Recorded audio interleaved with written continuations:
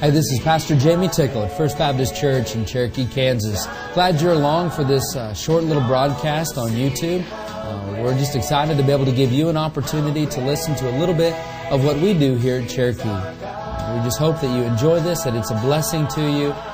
And feel free to leave a comment. Feel free to get in touch with our church via the website, www.cherokeechurch.org. From our website, you can listen to entire unedited messages. And if you're in our listening audience, you can tune into 103.5 FM for Truth for Today that plays every Sunday morning at 8:30. God bless. How great is our God. Before we read our text and study what James has to say in regards to some hindrances to prayer, let's just take a moment. I know I was joking with you about this, but really prayer is one of the activities that we should be the most involved in. And the Bible tells us as Christians that we're to pray without ceasing. I like what E.M. Bound says, God does nothing but by prayer. Prayer is literally the lifeblood of the strength and the communication that we have with God. So really prayer is one of the most fundamental things we do. And if you think as a new believer, that when we consider how Bible refers to a new believer as being a babe in Christ, that we often use the spiritual markers or the physical markers of growth to describe spiritual markers.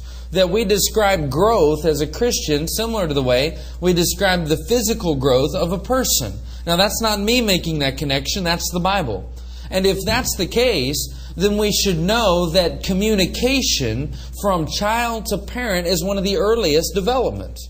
How they communicate. Now, they don't ultimately communicate verbally in the beginning, but there's body language. There are other ways in which they communicate. But they eventually communicate with their speech. And just as communication is one of the early signs of development with a child with the parents, so also as new believers and as believers in Christ, that one of the earliest signs of development, of our Christian development, should be our communication to Him and His communication to us. So we're dealing with an issue in prayer and the effectiveness of prayer that should really be central and so paramount to all of the issues that we deal with as Christians. We will hardly find a topic that is more applicable and more needful for Christians than that of prayer.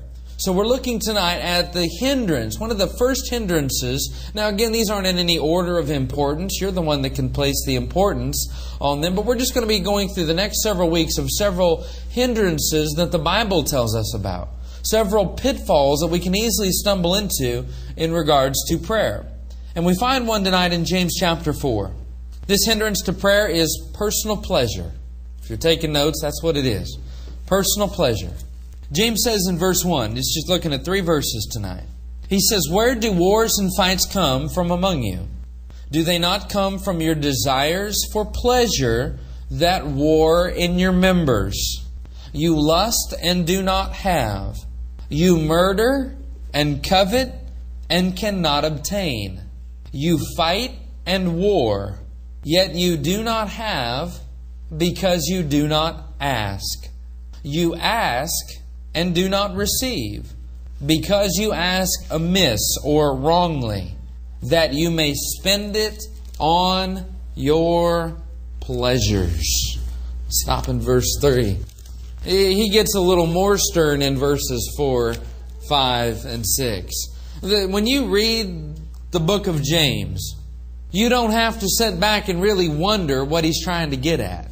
You don't have to do a whole lot of speculation to what James is trying to say, because he knows what he's trying to say, and he cuts off the fat. Some have referred to James's letter as one that cuts off the fat and deals with the real heart issues. He doesn't have to use a lot of words. He definitely doesn't mince words. He cuts right to the chase. And he says in verse 1, he says, where do wars and fights come from among you? Do they not come from our desires for pleasures that war in your members? The first hindrance to prayer that we see, of course, and we're studying tonight, is pleasure, personal pleasures. But James says, because of pleasures, you do not ask. Now think about that for a minute. Because of these pleasures, you do not ask. Let's look at the character or the caliber of the person that James is talking about in verse 1. He says that they fight and war, and that they have a desire for pleasures that war in their members.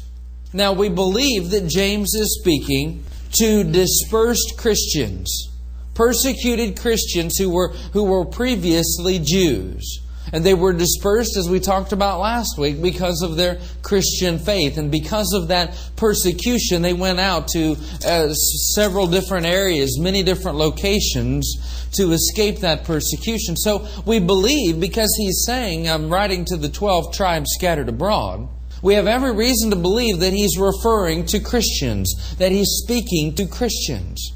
And if that's the case, he's talking to a very specific, he has an audience in mind that is a very specific kind of Christian. And it's the pleasure-driven Christian. Let me repeat that again. It's the pleasure-driven Christian. And we get that from those first two verses. He says, where do wars and fights come from among you? Do they not come from your desires for pleasure that war in your members? You lust and do not have. You murder and covet and cannot obtain. You fight and war, yet you do not have because you do not ask.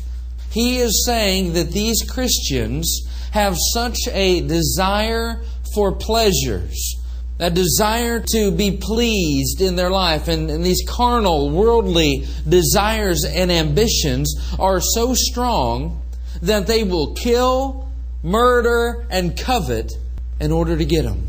Now, folks, when you think about what James is saying, if he indeed is speaking to these Christians, that should be some alarming behavior, shouldn't it? I mean, we should read those words, and if he is meaning what he's saying, and he's not using some illustration, but is actually talking, he's using some very strong words to describe these Christians. They war and they fight. They have desires for pleasure that war in their members. They lust and do not have. You murder and covet and cannot obtain. You fight and war and you do not have because you do not ask. These are some seriously worldly Christians that James appears to be talking to. They are more interested in what they are feeling or what they desire than what God desires. Now let me ask you a question. Is it possible to be a Christian and be a pleasure-driven Christian? Is it? Is it possible to care more about yourself and your will than God's will? Absolutely. It is quite possible for us to gain such an appetite for the things of the world that we no longer have an appetite for the things of God. We can be living so much for the world and for the flesh and for ourselves that we have no time, no desire, and absolutely no appetite for the things of God. And it appears like that's what James is saying. It appears that that's who he's talking to. He's using some very strong words, but it all comes down to the heart of it, that they're warring and they're fighting and they're murdering and they're coveting. They're doing all of those things because they are pleasure-driven Christians. They're more concerned about themselves than God. They're more concerned about the worldly than the eternal. They're more concerned about things down here than things up there. They're more concerned about what happens to them than how God uses them. And it is so incredibly easy for us to fall into that trap. So incredibly easy for us to walk right into that pitfall. Now, simply speaking, don't you agree? Wouldn't you all agree? Wouldn't we agree that a Christian that cares more for themselves than God probably not going to have a healthy prayer life? Would we all agree about that?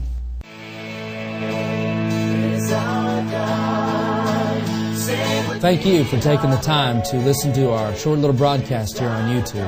We hope that it's been a blessing for you.